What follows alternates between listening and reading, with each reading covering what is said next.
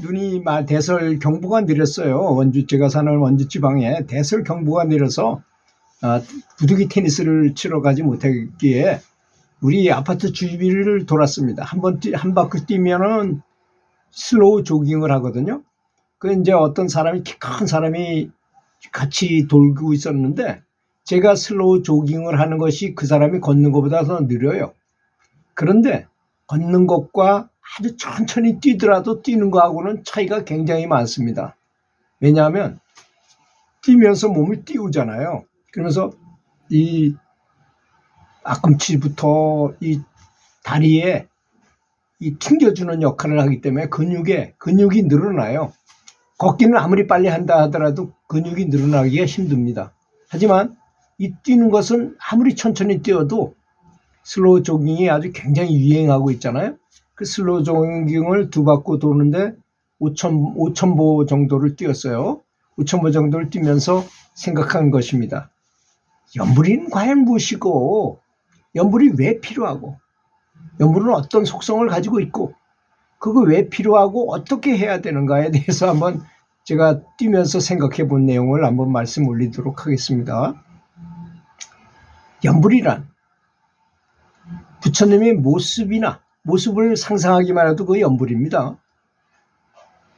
마치 손흥민 선수가 처음에 독일에 갔을 때 레버쿠젠에 있던 그 차범근 선수를 보고 저 선수처럼 좀 되면 좋겠다고 생각하고 차범근 선수의 얼굴을 저기 벽면에 붙이고 그렇게 살고 차범근 선수를 만나면 삼촌 하면서 아주 굉장히 따르고 그 아버지도 송능정 씨도 프로 축구 선수 출신이니까 이제 이렇게 만나게 돼서 한 수 배우고 뭐 이렇게 조언도 듣고 그랬잖아요. 그런 것처럼 모습을 떠올리고 또 부처님의 마음을 생각하는 것입니다. 그 자비로우신 마음, 깨달은 마음 이런 걸 생각하는 것이고 그 다음에 또 한 가지는 부처님의 빛이고 생각이지만 그 자비로운 자비의 광명, 빛을 생각하는 것이 염불이라고 저는 생각합니다.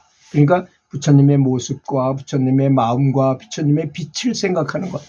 그걸 불심, 불상, 불심, 불광 이걸 말하는 것이죠. 내가 부처님을 찾는 이유는 무엇일까요? 내가 부처님을 찾는 이유가 뭔가요? 제가 세상을 살다 보니까 세상이 허망해.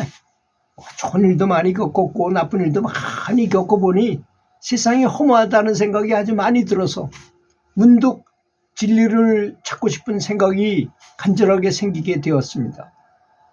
그래서 이미 세상에서 가장 못 깨달은 사람도 굉장히 많잖아요. 세상에 많지만 가장 공중된 분이 바로 부처님이시잖아요. 그래서 이미 진리를 깨달으셨다는 부처님을 찾는 것이라는 것입니다. 그러니까 부처님을 생각하는 것은 곧 진리를 생각하는 것이라는 것이죠. 그렇지 않습니까?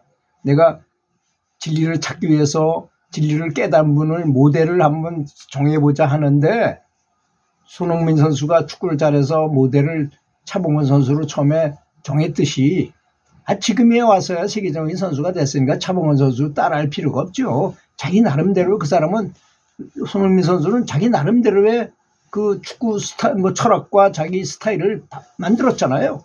같지는 않습니다. 당연히. 그런 것처럼. 그래서 부처님이 미리 롤 모델로 깨달으셨으니까 부처님을 보고 배우기 위해서, 닮아가기 위해서 하는 것이다 이겁니다. 부처님은 화려한 왕궁의 왕자로 최고의 아주 호화로운 생활을 하셨지만 그 생로병사의 모습을 보고 과감하게 출가를 해서 6분의 스승을 모셨어요. 근데 그분들이 한 아라한과 정도는 얻었던 것 같아요. 그 스승들한테 이렇게 배우면서 도반들로부터 굉장히 많이 시기 질투를 많이 당합니다. 부처님께서. 왜? 들어온 지 얼마 안 돼가지고 스승의 경지를 바로 올라가고 그러니까. 그러다 6분의 스승을 거치면서 수행을 하고 나서 이제 더 높은 경지의 깨달음이 있다는 것을 이분이 한번 도전한 것입니다. 아무도 요구하지 않았고 아무도 추구하지 않았던 것을 추구하기 위해서 보리스나무 아래서 난 죽어도 안 일어나고 깨달음을 얻어야만 일어나겠다고 하신 거 아니겠습니까? 결사의 정신을 가지고 앉으셔가지고 드디어 새벽에 새벽별을 보고 큰 깨달음을 얻게 되신 것입니다. 이래서 부처가 탄생한 것입니다. 부처라는 경지, 붓다라는 경지를 터득하게 된 것이죠. 그래서 범부인 우리가 부처님을 닮아가고자 한다면 마치 손흥민 선수가 아직 유명하기 전에 정말 진짜 약관의 소년에 불과한 그 소년이 차범근 선수가 차붐을 일으키면서 정말 대단했거든요. 그쪽에서.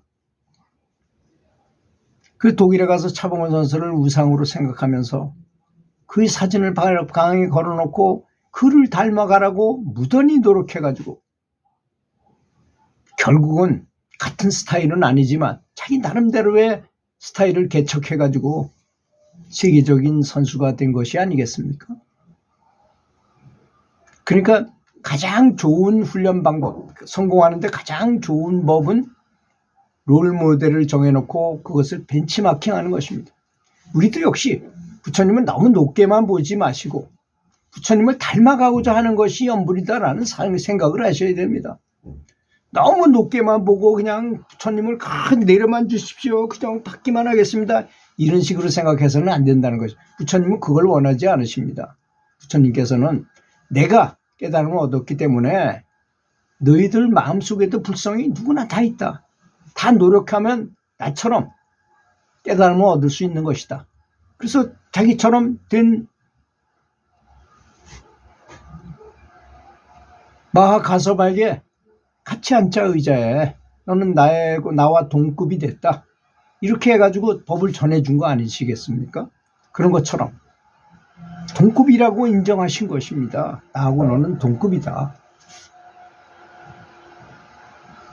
우리 그렇게 되는 것을 원하는 것이지 부처님께서는 나를 너무 우러러봐라 우상화해라 절대 그러지 않으셨어요. 부처님께서는 그 뜻을 알아야 된다는 것입니다.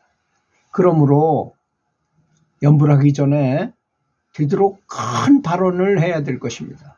크고 넓고 강력한 발언을 해야 될 것입니다. 그 발언에 보면 아미타불이 되기 전에 법장이란 스님의 신분에 있을 때 48가지나 되는 발언을 했잖아요. 참 인간으로서 어떻게 저렇게 할 수 있을까 정도로 진짜 대승 차원에서 이렇게 발언을 하십니다. 그런 것처럼 우리도 크게 할 수 있잖아요. 여기 우리 가족이 잘 되기만 원하거나 내 손주가 아프다 그래서 손주 아픈 것에 대해서만 목표로 해서 기도할 것이 아니라 전체를 아우르고 크게 기도하다 보면 작은 것도 다 이루어진다는 건 아니겠습니까? 어떤 분들은 한 가지만 가지고 그것만 계속 그럴 필요는 없을 거라고 저는 생각합니다. 왜?